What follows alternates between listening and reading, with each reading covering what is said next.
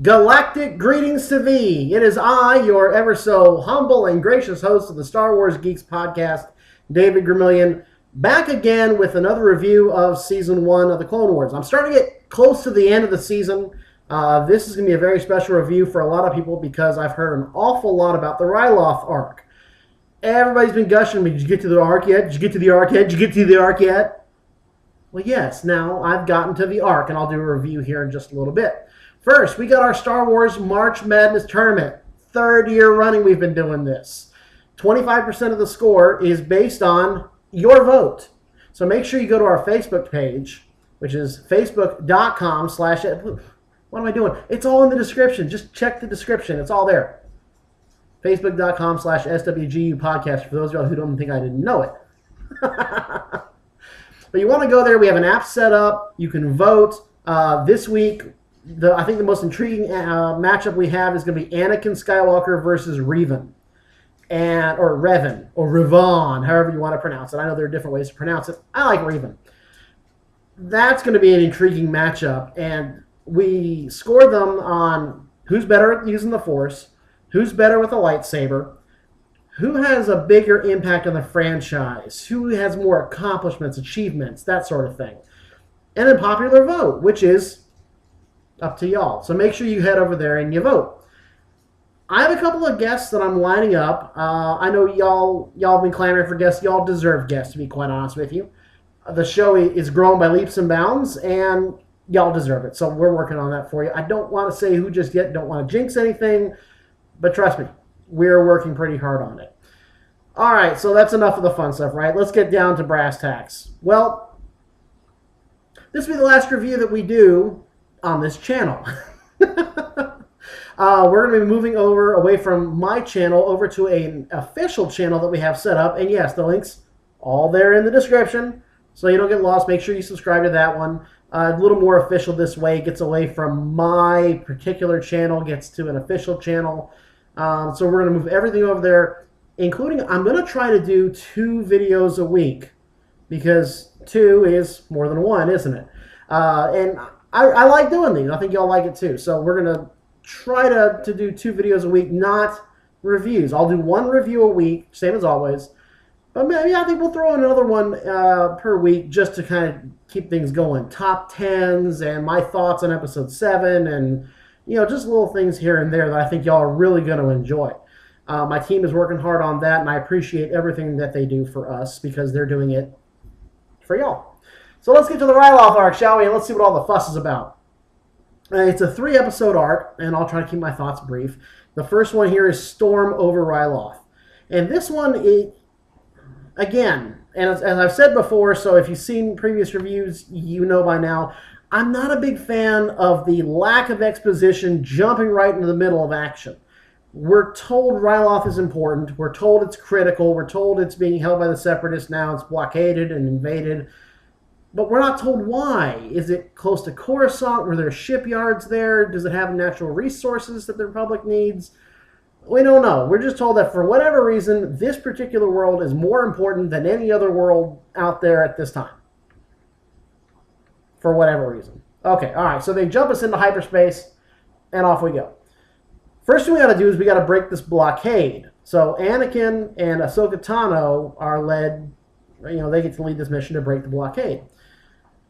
That way, when Obi-Wan shows up with the invasion fleet, they don't have to worry about all these ships hanging around. They can go right to the planet.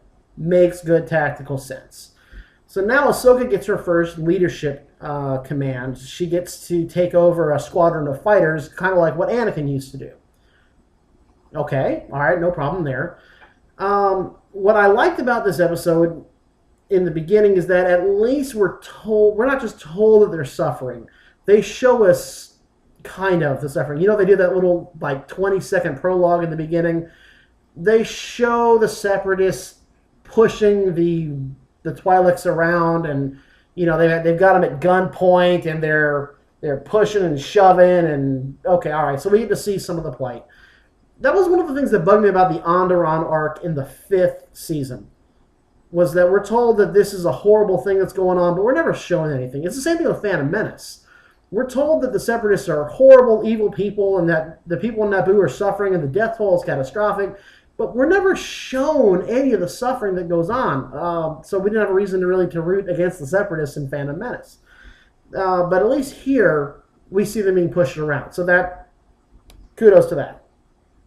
There's an admiral that is for the Separatists who faces off against Anakin on the other side. I like this admiral. He's not brash. He's not stupid. He's not a moron. He doesn't underestimate Anakin at all. In fact, he calls up an archive to study his file, to find out what kind of person he is, to anticipate his moves better. It's very Thrawn-ish if you've read the Timothy Zahn trilogy in the EU. And if you haven't read it, I don't know what you're waiting on. You gotta go read it. Very Thrawn-ish, and I like that guy. This was a good coming-of-age story for Ahsoka Tano. She learns, she loses some men under her command, she learns from her mistakes. Anakin puts faith in her. She kind of bucks herself up there and succeeds in the end. So it's a nice coming-of-age story, and I can appreciate that. It's good character building for her, especially to help her bond with her with the audience, which is you and me. I also like at the end, I both like and dislike the strategy. Okay, so what happens is Anakin flies in with a whole bunch of, with 3 cruisers, and they go in to break up the blockade, and it fails horribly. I mean, it's a miserable failure. The Separatists set up a trap. All of a sudden, they're outnumbered and outgunned. Ahsoka loses her whole squadron. They lose an entire cruiser and a half, basically. But they've got to break the blockade. So what do? Anakin's going to take the heavily damaged ship, and he's going to suicide ram it into the Separatist donut battleship thingy. Okay, and then he's going to jettison an escape pod and hope that nobody notices that, because he'll be blown to pieces real easy. Yeah, I wasn't so much a fan of that one.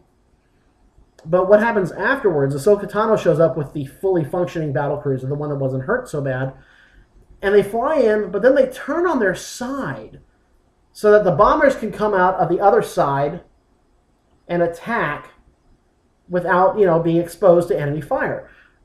I thought that was neat. I really liked that. I like the whole 3-dimensional strategy thing where, it's not just 2 ships going pew, pew, pew, pew. It's turning and moving and going in different directions and different dimensions. And I like that. I really did. So imagine my disappointment when, again, much like the Phantom Menace, and come to think of it, Empire Strikes Back, the blockades are really pitiful in Star Wars. I'm not sure if it's just lack of follow-through or what, but the blockade of Ryloth consists of 3 ships. They blockade an entire planet with 1, 2, 3 ships. Really? Hashtag what would Dave say? I mean, come on. 3 ships? And I'd love for someone to tell me, no. There were others. You just didn't see them. They were on like the other side of the planet or something. But when they call for reinforcements to spring the trap, sure enough, 4 of the ships show up. And we're told that this is it. This is the entire blockade. It's not much of a blockade if it's only 3 ships. I'm sorry. It's not. You can go around that pretty easily, I would think. But, okay, all right. So, getting past that. Ahsoka loses an entire squadron of fighters for being, bullheaded and disobeying orders. And apparently that was their only squadron of fighters, because they keep talking about how they're out of fighters now, and I didn't understand that. You have 3 Republic battlecruisers, but only 1 of them carried fighters, except later we find out that there are other fighters in the other battle. I didn't get that either, to be honest with you. How can you only have 1 squadron of fighters, and then later when you're emptying, there are other fighters? I didn't get that. Okay, so Anakin's strategy, I went over that. The idea of him cramming himself into an escape pod and none of the other, 5 or 6 Separatist ships are going to notice. They're not going to shoot at him. I mean, Okay.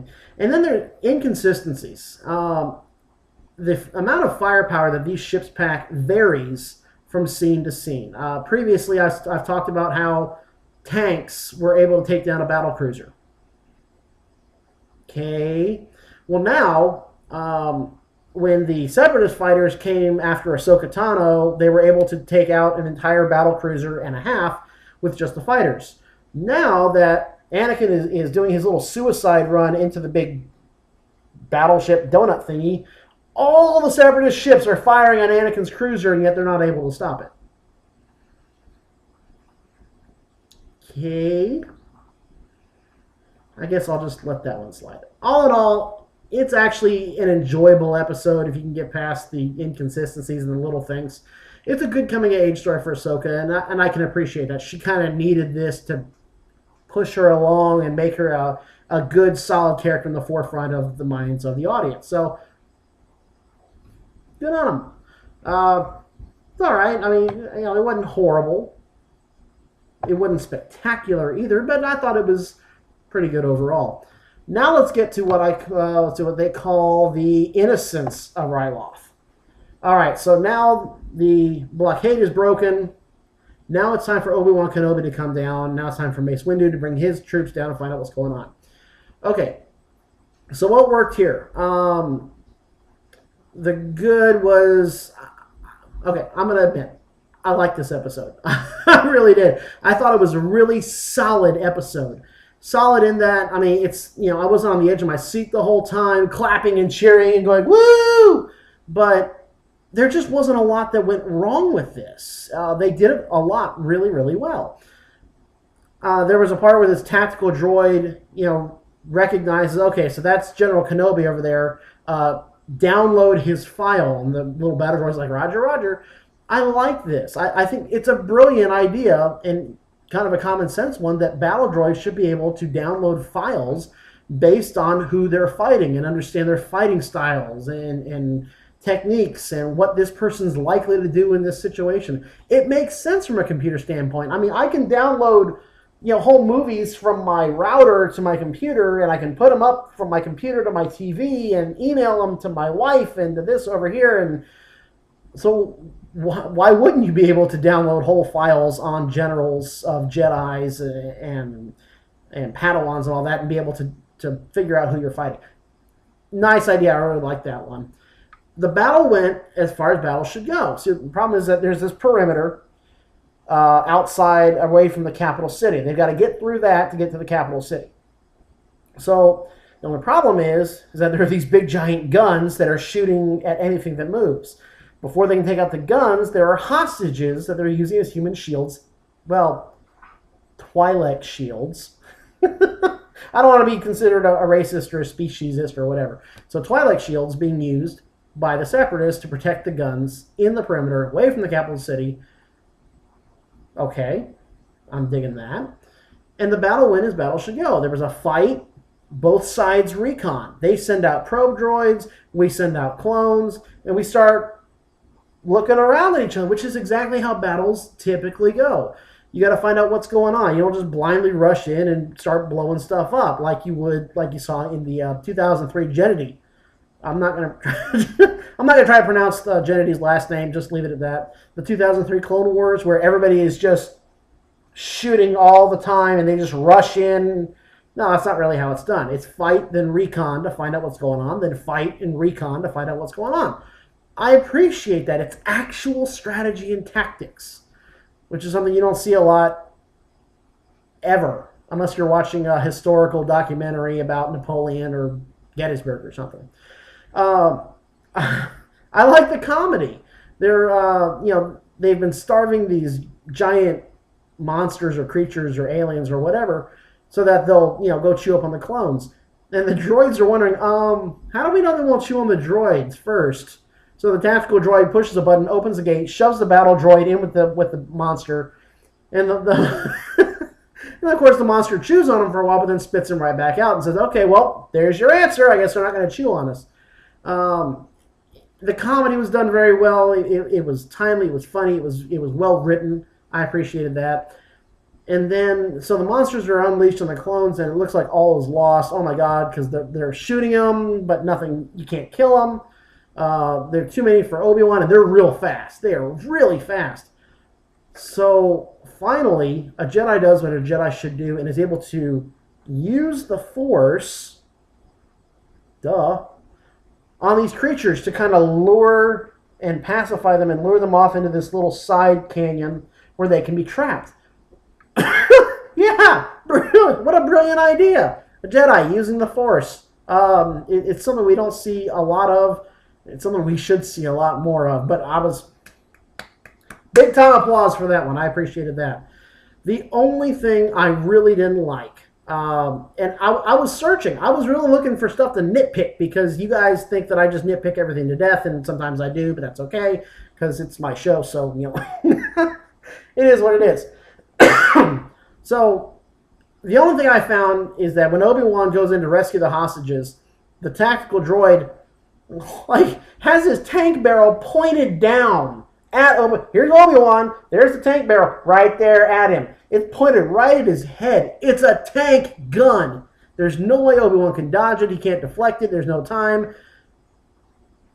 And the droid just says, ha, ha, ha, you know, now I'm going to kill you, and I'm going to start monologuing, and I'll give you plenty of time to find some way out of this before I shoot. And I'm just like, shoot him! You've got him right there. Just shoot him! I know, he's in episode 2 and 3 and 4, 5, and 6, and of course you can't do that, but... I mean, this episode was going real well. The tactical droid was smart and innovative and had all this figured out. But then you got the gun pointed at Obi-Wan and he won't shoot him. He's monologuing. Oh my god. So, but that was it. Other than that, it was a solid episode. It was one I enjoyed watching. Then came the finale, Liberty on Ryloth. Oh my god, this was a great episode.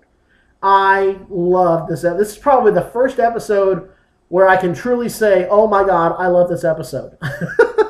It was well done. This is the first time we see Mace Windu. The first episode was Anakin and Ahsoka clearing the way from the blockade. The second episode was Obi-Wan clearing the perimeter. Now Mace Windu comes in and he's got to get to the capital city. I apologize for the coughing. I've had pneumonia. Give me a break. I'm kind of getting over it. Just the cough just lingers. So I apologize. All right, so this is the first time we see Mace Windu in action in this series. I saw him in action in the 2003 series and loved it. I saw him in action for the first time here and loved it. He was brilliant. He was smart. He was tactical. He was strategic. He was diplomatic. He kicked a little butt when he needed to. It was great. It was brilliant. I love how he has these little lightning walkers. They're like smaller version of the AT-STs, and man, they book it. They really go fast. I mean, the first time we see them is his troops are pinned down, so they deploy these to take on these slower, heavier tanks. And, I mean, the battle droids are just shooting, hammering away, but they're too slow. The lightning walkers are able to get around them. And the battle droids say, shall we just surrender to them? And, of course, Mace Windu's like, whoa, you know, that's that. The comedy was good. The action was good. I mean, that's just the opening. So... so Mace Windu figures out that in order to take down the capital city, he needs the help of the local resistance, the underground. On his way to go talk to them, they have to duck and cover because all these battle droids come by. And the battle droids, I love it. They find remains of an ambush that already happened. They pick up this head and they go, "Wow, look, it's B1555. Wow, well." And they make fun of him, saying that he was one of the older models. And he said, well, you know, he was made by a central computer. Now we're all independent thinkers, right? And they all say at different times, Roger, Roger, Roger, Roger, Roger. I thought that was brilliant. That was Dave Filoni-esque right there. That was some good writing. So, you know, they find the independent rebel person. I'm not sure how to describe him. Kind of like just a resistance fighter. And at first, I mean, Mace Windu has to convince him to help Mace.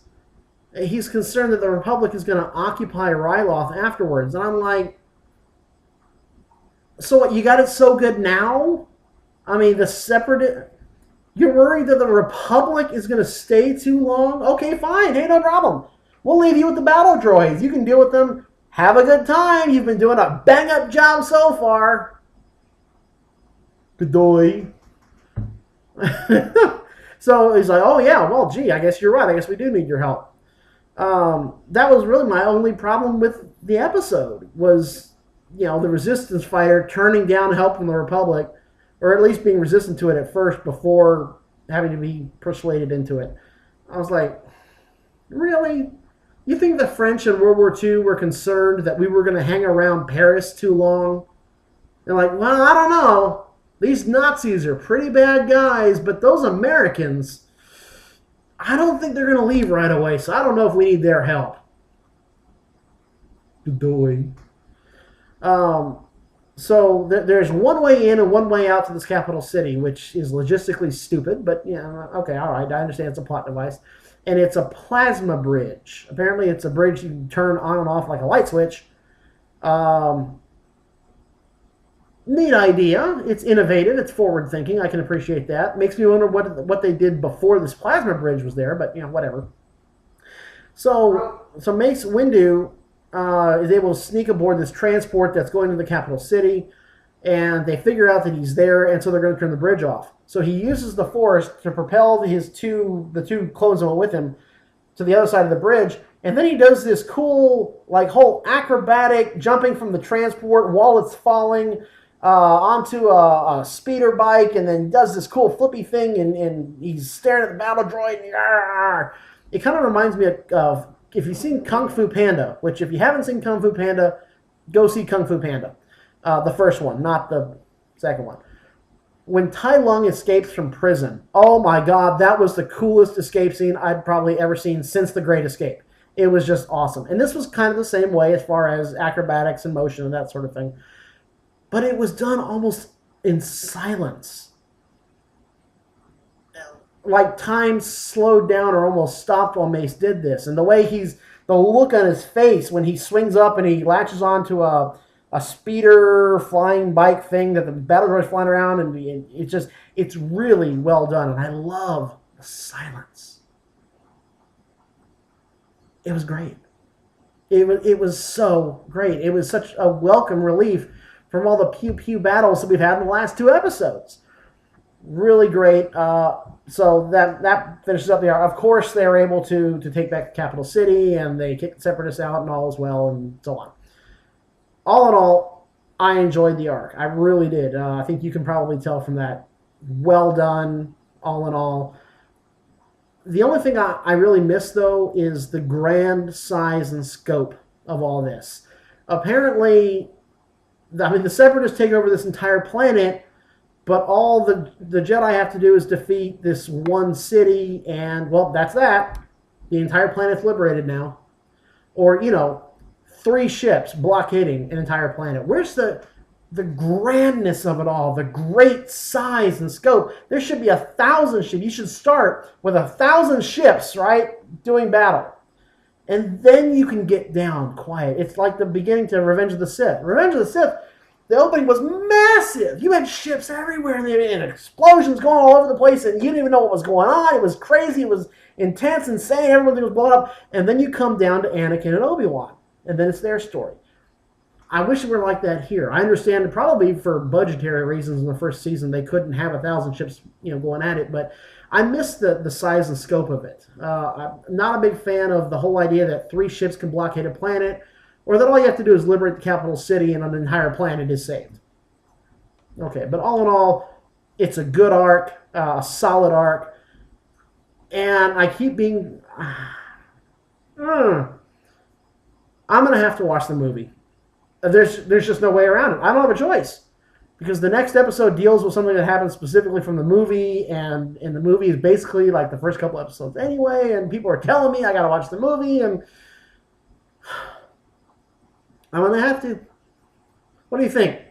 Am I going to enjoy the movie? Is the movie really as bad as some people say it is? Leave a comment. Let me know, what am I getting myself into? What am I supposed to expect here? And don't forget, you can catch us on Twitter. You can catch us on Facebook. You can always tweet at us anytime. We'll see you next Monday for the next show. It's going to be a lot of fun as we update the next round of March Madness. We got a lot of stuff going on. Of course, there's news all over the place. Let me know what you think. Is this movie really going to be as bad as everyone says it is? Am I really just going to... Should I just be, biting my fist while I do it? What do you think? Leave me a comment. See what you think. In the meantime, stay geeky, and may the Force be with you all.